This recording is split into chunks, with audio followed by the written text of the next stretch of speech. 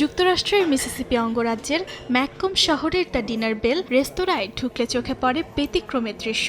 এখানে মাত্র 4টি বড় গোল টেবিল রয়েছে, প্রতিটিতে একসঙ্গে বসতে পারেন 15 জন। টেবিলের মাঝখানে সাজানো রয়েছে নানা ধরনের খাবার। টেবিল ঘুরে খাবার এগোয়, আর সেই সঙ্গে হয় কথাবার্তা। কে কার পাশে বসবেন তা আগে থেকে নির্ধারিত নয়, পুরোটাই কাকতালীয়।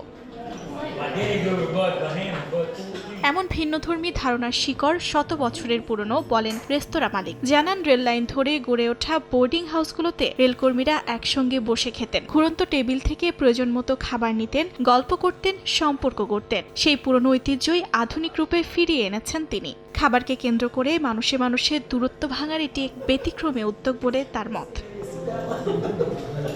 রেস্তোরাঁয় কখন কার পাশে কে বসবে তা আগে থেকে জানা যায় না বলে কেউ কেউ খেতে খেতেই আবিষ্কার করেন প্রতিবেশী বা আত্মীয়। চিকিৎসক, আইনজীবী, শিক্ষক সব ধরনের মানুষ এখানে একসঙ্গে খাবার খান বলে জানান রেস্তোরাঁ কর্তৃপক্ষ।